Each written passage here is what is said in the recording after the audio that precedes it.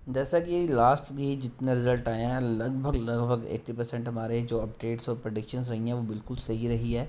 अब बात करेंगे बजाज हिंदुस्तानी शुगर के क्वार्टर 4 के रिज़ल्ट्स के बारे में। आज यानी कि कल एक न्यूट्रल से रिज़ल्ट हमें दिखाई दिए, रिटर्न दिखाई दिए। पिछले 5 दिनों में 9% की तेज़ी, पिछले एक मंथ में 10% के रिटर्न, 6 मंथ में 24% तक स्टॉक भागा है और पिछले एक साल में 150%। तो यहाँ पर दो तीन चीज़ें मैं क्लियर करके बता दूँ कि नो डाउट कंपनी के फंडामेंटल बहुत ज़्यादा इंप्रूव हुए हैं, चीज़ें बहुत सुधरती हुई नज़र आ रही हैं और कंपनी हर क्वार्टर में एक अच्छा रिजल्ट हमें पेश कर रही है और ये इंडिया की टॉप 3 कंपनीज़ में आती हैं जो ग्लोबली शुगर को एक्सपोर्ट करते हैं। मैक्स चार्ट यहाँ पर देखें तो अब पहले रेड में था, अब ग्रीन में आ चुका है और नो डाउट कंपनी एक अच्छा परफॉर्मेंस के साथ साथ एक अच्छा फ्यूचर भी हमें प्रेडिक्ट करके बता रही है कि हमारी कंपनी का जो फ्यूचर है काफ़ी ज़्यादा ब्राइट होने वाला है।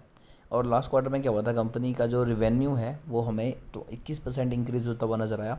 नेट इनकम कंपनी की 134% इंक्रीज़ हुई, डिल्यूटेड ईपीएस 136% इंक्रीज़ हुआ। नेट प्रॉफिट मार्जिन की बात करें तो वो 128% इंक्रीज़ हुआ है और ऑपरेटिंग इनकम 60% इंक्रीज़ हुई है।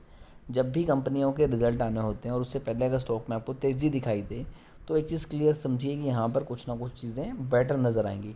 और आप यहाँ पर देख सकते हैं कि वॉल्यूम वहाँ पर स्टॉक में लगातार जो है वो बढ़ता हुआ नज़र आ रहा है, जो ये इंडिकेट कर रहा है कि लोग यहाँ पर इंटरेस्ट ले रहे हैं। अगर मैं क्वार्टर ऑन क्वार्टर बेसिस पे बात करूँ तो आप देख सकते हैं कि कंपनी की जो सेल्स है उसमें कितना फ़र्क आया। पिछले साल यही सेल्स थी 1431 करोड़ के अराउंड और अब है ये 1741 करोड़।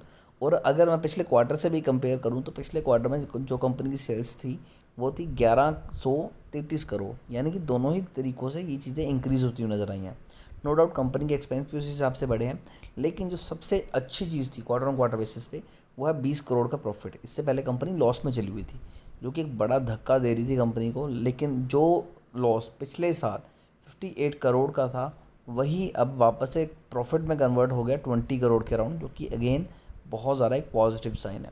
देन पिछले अगर क्वार्टर टू की थ्री की बात की थ्री टू की बात की जाए तो वो 123 करोड़ का लॉस दिखा रही है और क्वार्टर 1 के अराउंड कंपनी का 75% का लॉस था। और ईयर ऑन ईयर बेसिस पे प्रॉफिट की बात करते हैं तो कंपनी का जो लॉस है वो इस क्वार्टर में प्रॉफिट में बदल सकता है। उसके पीछे रीज़न की ये है कि कंपनी का लास्ट में क्वार्टर था, लास्ट ईयर जो लॉस था वो 47 करोड़ का था और इससे पहले वो 135 करोड़, 270 करोड़, 291 करोड़, 50 करोड़।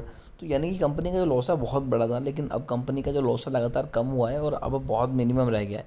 तो चांसेस ये हैं कि इस क्वार्टर में कंपनी प्रॉफिट में आ जाए। सब चीज़ें कंपनी के फेवर में है। अगर मैं प्रमोटर होल्डिंग भी बात करूँ तो किसी टाइम पे 15% की थी, तो अभी तो बढ़ के 25% के अराउंड हो चुकी है। और यहाँ पर सबसे अच्छी चीज़ ये है कि एफ ने अपनी होल्डिंग बढ़ाई है, जो कि अगेन एक अच्छा साइन यहाँ पर शो कर रहा है। एक चीज़ जो मुझे हल्का सा तंग करती है, प्रमोटर होल्डिंग बढ़ी, सब कुछ अच्छा हुआ, बट यहाँ पर आप देख सकते हैं कि तकरीबन तकरीबन अब 100 के 100% जो शेयर्स हैं वो प्लेज हैं प्रमोटर के। तो ये हल्का सा रिस्क रहने वाला है, बट ओवरऑल जो स्टॉक है बहुत अच्छा परफॉर्म कर रहा है, लोग यहाँ पर इंटरेस्ट भी ले रहे हैं। फिर भी इस शेयर को लेके अगर आपकी कोई भी क्वेरी है तो आप कमेंट कर सकते हैं, हमारी कोशिश होगी कि आपको एक अच्छी एडवाइस दें।